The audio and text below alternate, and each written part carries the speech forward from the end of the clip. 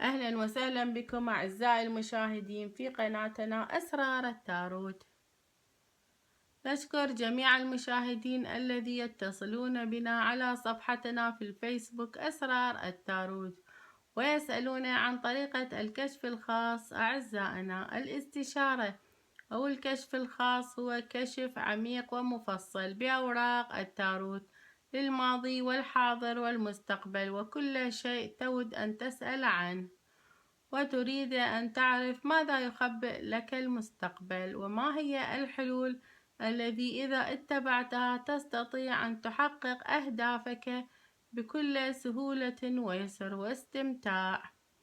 والكشف يكون في مجالات عديدة، منها العمل، الصحة، الدراسة، السفر، الزواج والارتباط، أو ربما في مجالات أخرى.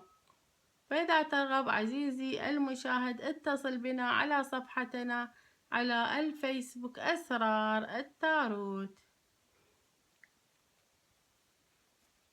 أعزائنا، في هذه الحلقة نقدم لكم توقعات برج الحوت لشهر أبريل نيسان سنة 2017 بأوراق التاروت.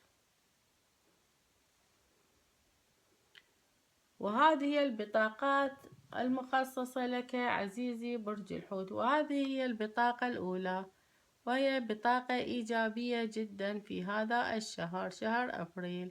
وهذه البطاقة تعني عندك مهارة في التواصل في مجال العمل. أنت تعطي الكثير والكثير لزملائك في العمل. تعطي الحب، تعطي المشورة والرعاية والحنان بدون شروط وبدون مقابل. لذلك الكثير يريد أن يعمل معك على صعيد الوظيفة أو ربما في مشروعك على صعيد العمل الحر. الكثير يريد يشاركك بسبب تضحياتك وتفانيك. حاول عزيزي إذا كنت صاحب عمل حر أن تعطي مشروعك مزيد من الاهتمام والدراسة ووضع خطط مدروسة، ولا تسلم أمورك للآخرين. أوراق التاروت تنصحك أن لا تسلم أمورك للآخرين.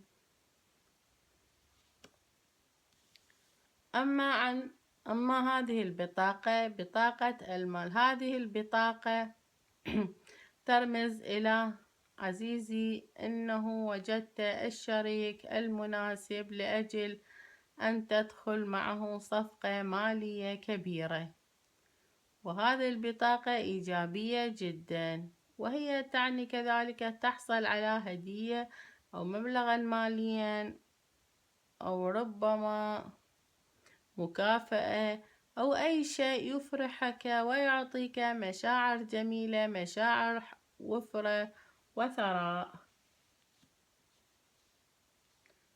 أما على الصعيد الارتباط أو الحب عزيزي برج الحوت، هذه البطاقة تعني التمسك بمن تحب.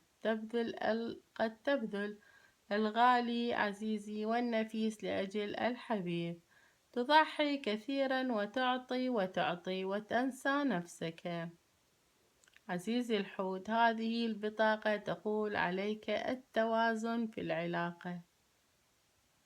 الحياة أخذ وعطاء حتى تسير العجلة. وكذلك هذه البطاقة تعني بداية شيء جميل، قد يكون هناك حمل أو زواج أو ولادة أو انتقال من بيت إلى بيت. وكذلك هذه البطاقة تعني شيء جميل في محيط العائلة يتحقق خلال هذه السنة. أما الصحة، فهذه البطاقة عزيزي برج الحوت ربما ليست جيدة كثيرا. تقول أنك معرض للإجهاد كثيرا في هذا الشهر، كما لو أن عبئا ثقيلا تحمله على ظهرك. تحتاج إلى نظرة فاحصة لمعرفة أي الأمور التي تتجنبها لتخفف الإعباء عنك. عزيزي، أولا وقبل كل شيء تحلى بالهدوء.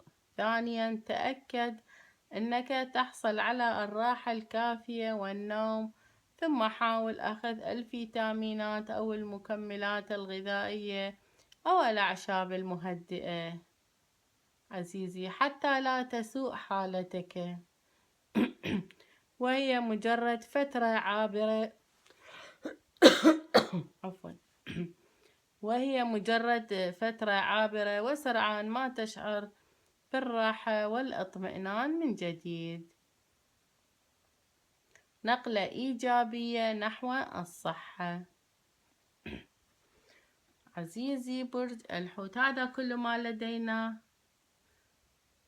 لهذا الشهر. إذا أردت تفاصيل أكثر اتصل بنا على صفحتنا في الفيسبوك أسرار التاروت.